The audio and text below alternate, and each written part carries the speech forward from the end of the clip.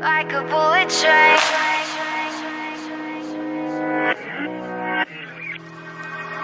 Moving like the speed of sound.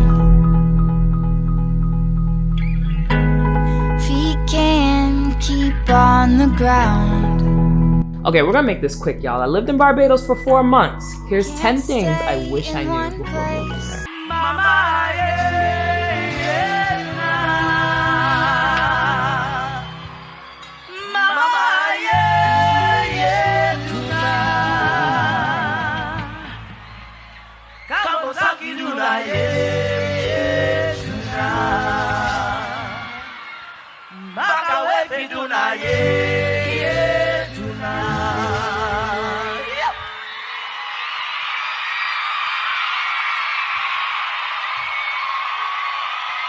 Get ready to wine! Get ready to wine! Follow my ding ding ding. Namya lama de. Boko e jana. Kapasi e jana. Dago e jana. Ding ding ding. Namya lama de. Boko e jana. Kapasi e jana. Dago e jana. Tigre e jama. Ding ding ding. Namya lama de. Mama ye ye duna. Mama ye ye duna. Kamosaki. Baga wepina ye.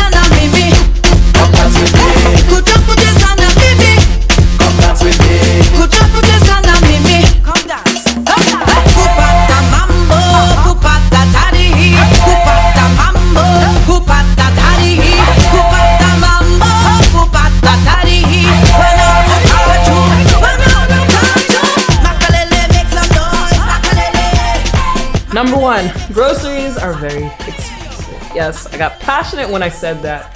However, I realized at the end of my trip, I know it took me a minute, US brands are expensive. If you can figure out what the local brands are to buy, like do whatever you have to do, ask the people in the supermarket who are local, which brands they recommend, buy those and you'll be good. And the cheapest places to shop are Popular and apparently Cherish, which I never went to, but Popular supermarket versus Massey supermarket. It's gonna be a lot more expensive, but in Massey, you'll find more US products or products that we're familiar with in the US. Number 2, driving in Barbados is extremely hard. And it's not just driving on the left side. That's like one battle in itself. And once you get over that, you have to figure out how to go through the roundabouts. You've got to figure out which lane to stay in when you're in the roundabouts. There's narrow streets, there's no street lighting, and there's no handbook that they give you when you sign up for a permit to understand these things if you are driving. But the main thing I will say is make sure you get a hired car. A hired car has an H on the license plate so that people know you are not from Barbados. And what usually happens for the most part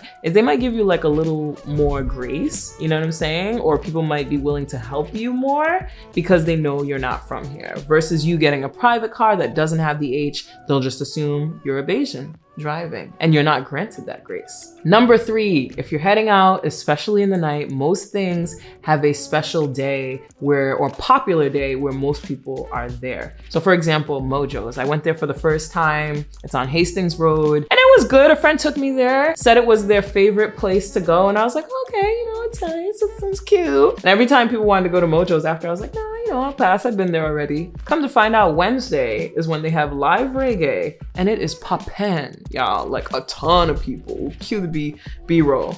Ton of people come out. And I was blown away by how different it was from the time that I was there, but I had no clue there was a popular night. Well, here's the thing. Most places on Hastings Road and St. Lawrence Gap and 1st and 2nd Street, the three of the popular places to hang out in the night, have a special popular night. Number 4, ladies, bring your heels. And I don't know, someone somewhere is probably rolling their eyes at me because of whatever reason. But in most of the Caribbean islands, when I visit, especially if there's no special event going on, I don't really need to bring more than one pair of heels. And I kind of keep it kind of low key in terms of my attire, especially if people are American or British. There tends to be this tourist Caribbean attire that most people wear. Not here, okay? If you go out to one of those popular nights that I mentioned, you're gonna want to do it up. You're gonna want to do it up big, trust me. Just don't play yourself. Don't play yourself. I have said it before and I'll say it again. To me, Barbados is like the New York of the Caribbean. If you would not come to New York in your basics, don't go to Barbados in your basics. This next one is basic, but say good morning and good afternoon and good evening to everybody, because that's pretty much the practice there. Yeah, you don't want to come off as rude. Not at all. And while we're on that note about not looking like you're rude, if you're going there during the pandemic, as soon as you walk into any building, you have to have your mask on, of course, or maybe not of course to you, knowledge that you would have had, but yes, that's something that you need. And then they're gonna spray your hands with hand sanitizer and you're supposed to check your temperature. If you start walking past that temperature/hand sanitizer machine, people are gonna be like, excuse me. They do not play, y'all.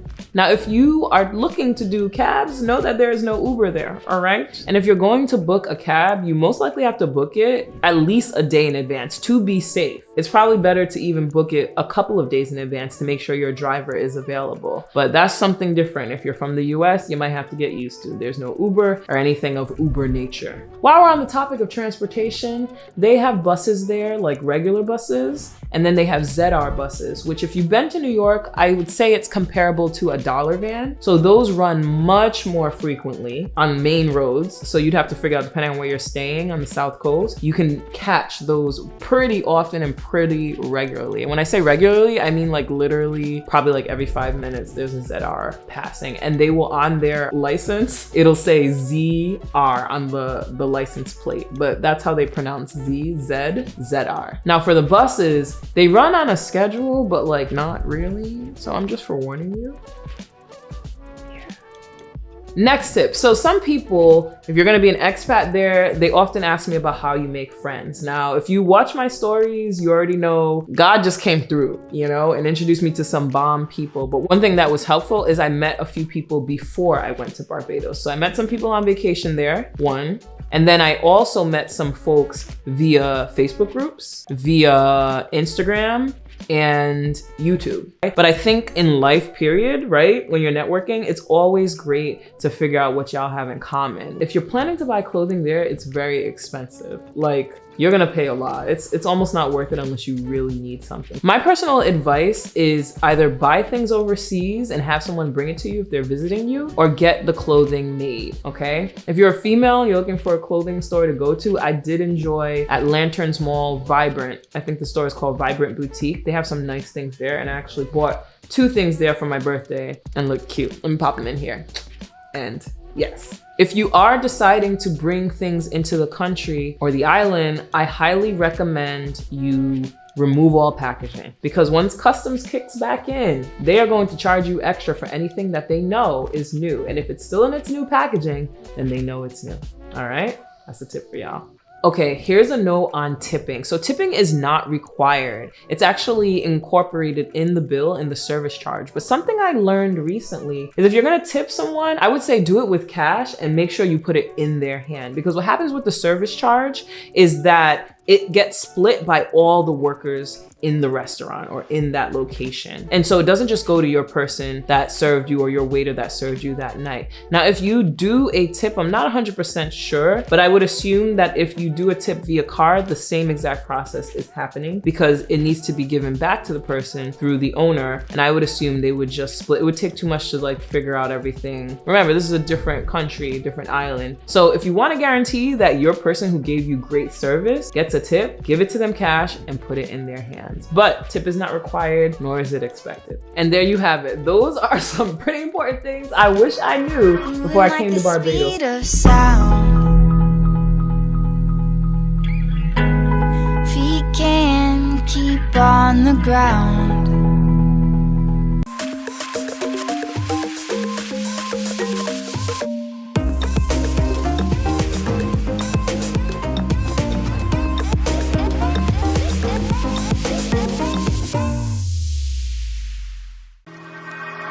Moving like the speed of sound. Feet can't keep on the ground. Can't stay in. If you've seen the title of this video, I am actually visiting Haiti. I've never been before, so I'm really excited to go. And the thing about me, the kind of person that I am, is I do not generalize.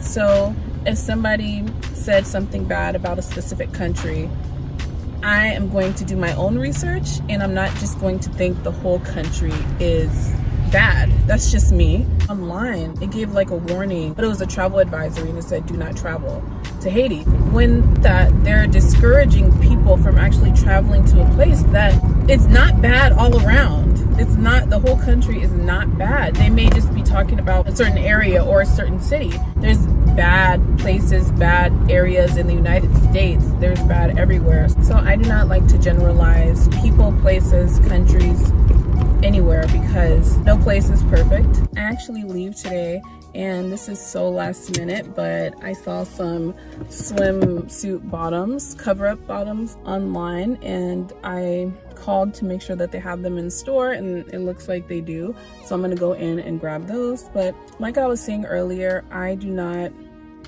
generalize or stereotype a whole country of people, or people in general. I don't stereotype or generalize a group of people based upon some bad apples in the bunch. I'm going with a travel group, so I feel very safe. I'm just so excited to learn about the culture, the people, try the food, and I know I'm going to have a good time. So I'm going to be vlogging that entire trip, and I'm excited for you guys to see what I experienced.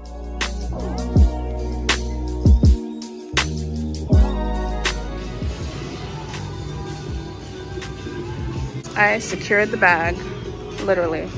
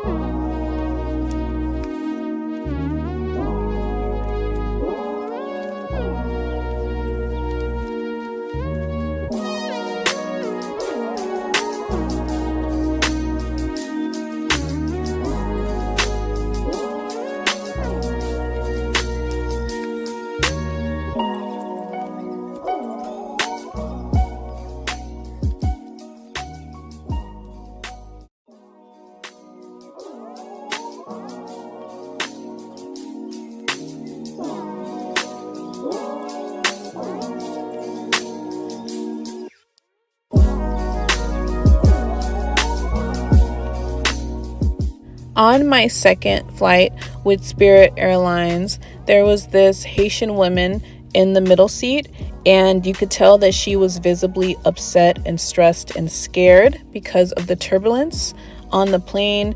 And she literally reached out and grabbed my thigh several times.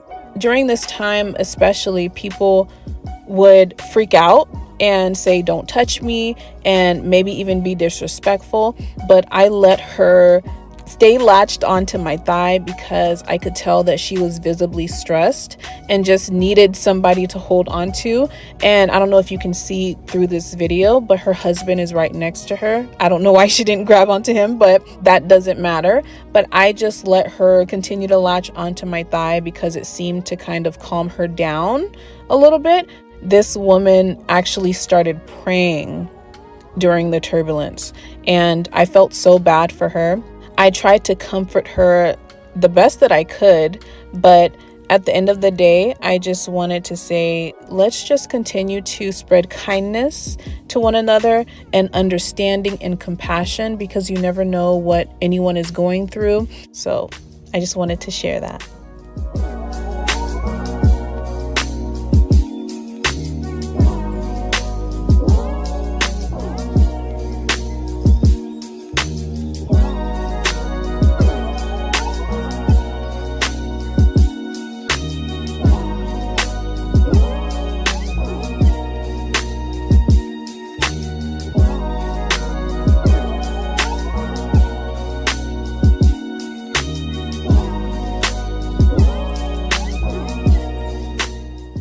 This was literally the most packed and smallest baggage claim area I have ever seen or stepped foot in.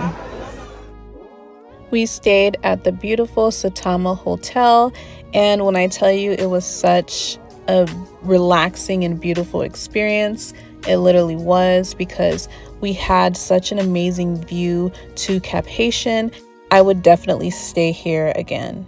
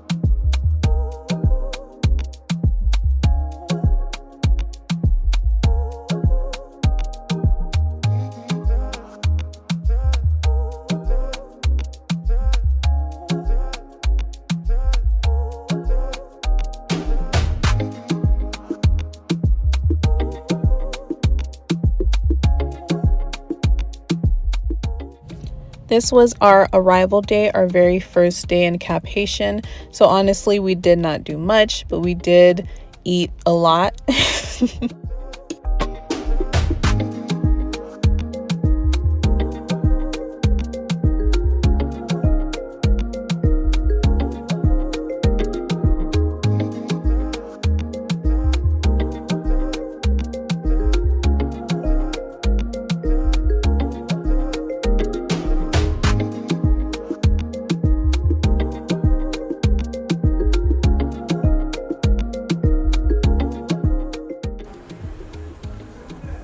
I know you guys can't see it, but there is water right over there. It's really dark. There's the pool.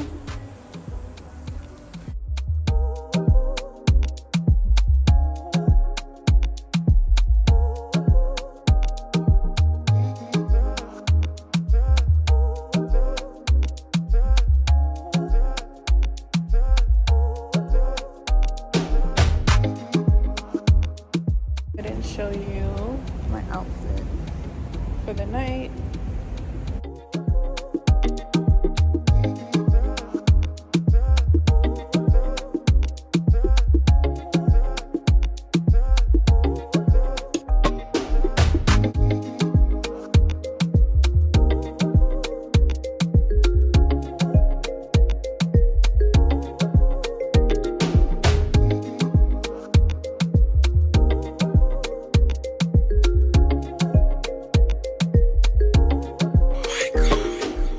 Day 2, we had our amazing beach day. We actually went to 2 different islands. One was Paradise Bay and the other was Amiga Island. And they were both so beautiful, and I would definitely be visiting those islands again. I'm just reminiscing right now. So beautiful.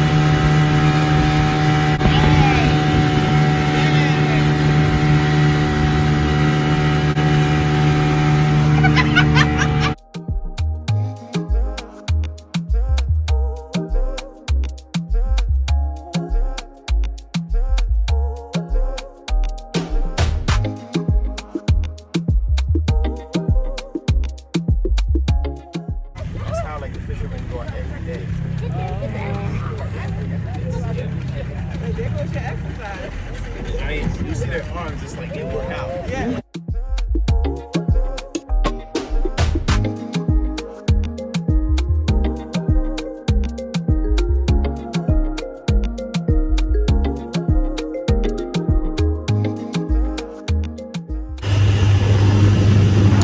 The Haiti that they don't show you.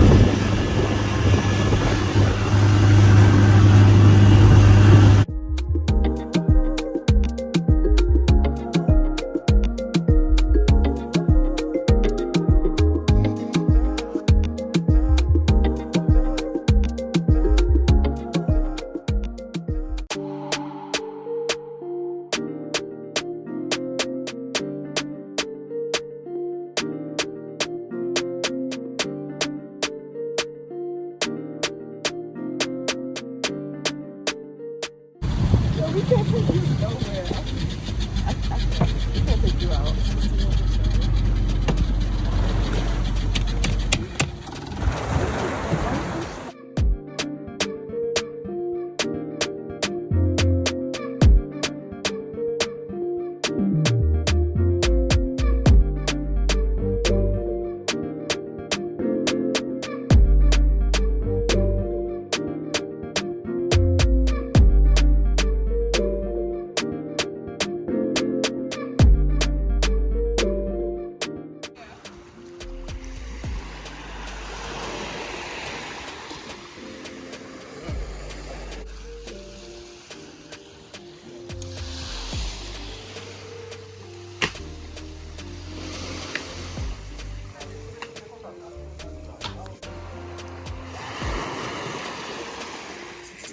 So we are on this beautiful island. It's literally so pretty. Look at the water, so clear. So beautiful. And the cruise ships actually come here.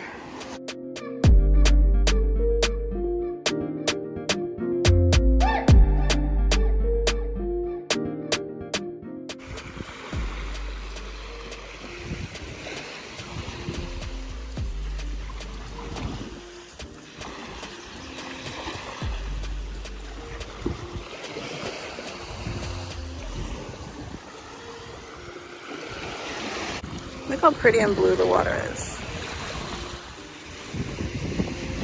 This is a side of Haiti that they do not show you.